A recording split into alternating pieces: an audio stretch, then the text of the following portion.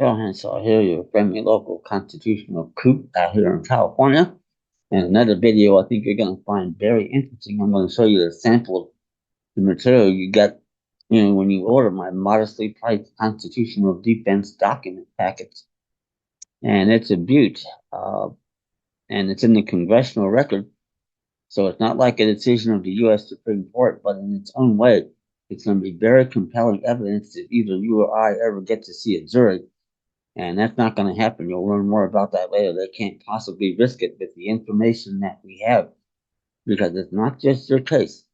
Whether it's an eviction, foreclosure, criminal, whatever.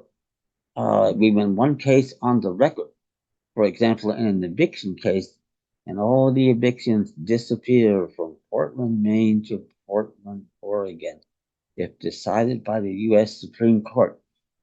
So now that landlords, quote unquote, subordinate corporate landlords pursuant to the non-existent 14th fucking Moore Amendment, can't roll the dice.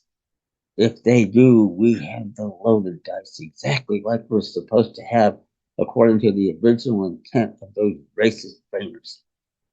What a great job they did. No, it wasn't a perfect government. There's never been one. But we want it back, and we can go back, make changes, and do it right this time. That's a hell of a difference. And the net result's going to be most of the power is going to drain right outside of my former hometown, Washington, D.C. Not only back to the states, but most of it back down to the county level where it should be.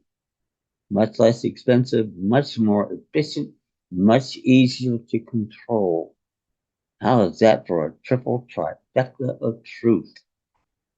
Now, the following information I'm going to read to you, I haven't got it committed to memory yet. Eventually I will. Comes from the Congressional Record 1993, 60 years after the fact. And it talks about what exactly happened there with HJR 192 and the changeover in money and all that.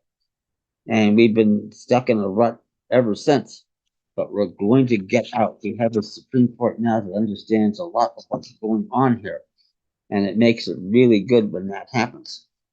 So that said, what they said is, in the Congressional Record, it's an established fact that the United States federal government has been dissolved by the Emergency Banking Act, HJR 192, in 1933 by Franklin D. Roosevelt and the Congress at the time.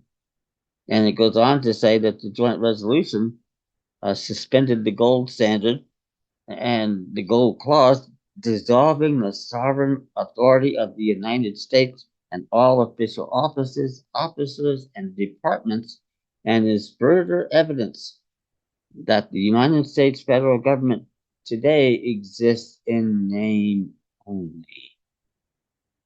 Whoa. And this is the kind of information we're presenting to the trial courts, not the BS 14th Amendment crap. Due process of law. All that's going to get you is 2,000 volts or get you hung. I mean, they don't give a rat's ass, people. You don't have any rights, and they don't care at the present time. The exception being we have a Supreme Court now been acting like a judicial court, first time in 90 years. And I think they realize they've been a big part of the problem in cooperating since the days of Roosevelt, if not before that. But we can do it if we have a constitution and we have sovereign, independent states. We're the big winners here. Not only us, but in your case, your family and your posterity. I don't have any of that. I made a conscious decision about it, and I think I did the right thing. And I'm the last of the line. They're going to love to hear that in Washington, D.C. But that said, it makes the future better, for your children and your posterity. And when you go out there in a world where you have creator endowed inalienable rights and human life has value, among other things, what does that do? That reduces greatly any need or desire to get into drug abuse. You don't need to because you have the life you're supposed to have. You're free to make the best of it. And hard to put a number on this, but I think if we got back to our federated Republican form of government of defined and limited powers and get the hell rid of this elected despotism, And by the way, those racist framers Jefferson and Madison were real afraid of that. I think it's Federalist Papers 48. But if we get back to that, look how far we came in 125 years when we had all those things from the 1780s to the early 20th century. Most powerful nation on the face of the earth. And you got nations been around for like 4,000 years over there in Beijing, China. And they don't have anywhere near what we've managed to accumulate. And it still wasn't perfect. I'm not saying it was, but the best government ever invented. We want it back. We can make changes and do it right. And this is how we do it, by studying authorities like this. And when you get my modestly priced constitutional defense document package, I have things like this in the left, right. I have, for example, an 83-page brief on admission of new states. Documents don't need to be that long. I got a 14-page or a bill of particulars that in a common law judicial court with a neutral magistrate that you ain't never going to see today takes care of business immediately. I've never had a local dumbass even attempt to answer the questions, and they include nature and cause of the offense, which is jurisdiction and venue. And you go on from there. You need to know what the jurisdiction is, how you got there, the rules of the game, what the government has to prove, what you have to do on the defense, if anything. And you don't know any of that, and therefore you have no way to exercise your right to trial by jury according to the course of the common law. And that was the foundation of American jurisprudence. It goes back to the Magna Carta in 1215.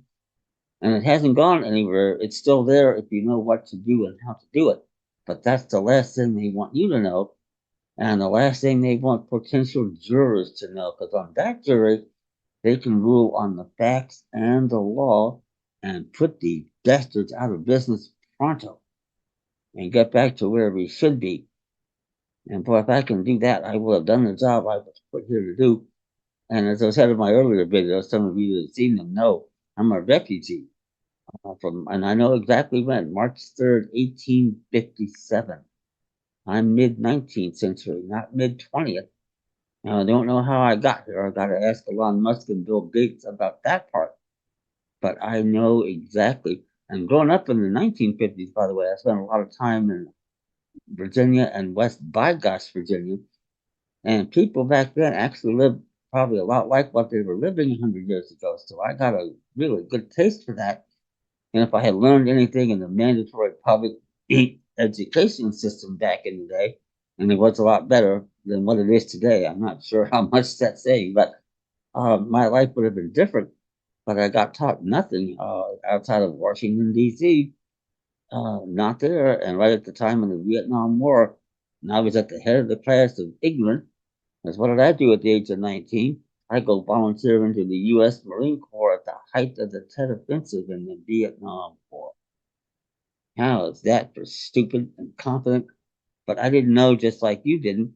And a lot of you have a lot of instincts, like I did, that there was something seriously wrong, but we didn't have any way to connect the dots. That's my job, is to help you do that, get out from under. And we can do it. We've got a Supreme Court, and then we're going to have our backs on a lot of our issues. We'll talk more about that on another video. But it's that good, and it should be that good. And by getting back to where we're going, we can set the stage for other nations in the world to do the same thing. Even if they haven't got the constitution and history that we have, I still think it can be done in other nations, even Asian nations, for what that may be worth. So we'll see how that plays out. But if we do it and get back to where we should be, wow, that's what I was put here to do. And I've had a lot of help from the man upstairs. I'm thankful every day for that, my good health, and my ability to do my job. It's a lot more than memory, by the way, people. The key word is perspective. Once you have that, and I didn't get that quickly either, but you have perspective and can connect dots and read what legal opinions are really saying. Wow, that's what makes it worth it. So you can learn more. Send me an email, uwinningcourt@gmail.com. Remember to subscribe, like the videos, tell your friends, get the word out. As quick as we get in there and start to take our rights back and get out from under the de facto national socialist government, the better it's going to be for you, your family, and your posterity. That's the gift you can leave them. They'll all have better lives. Thank you.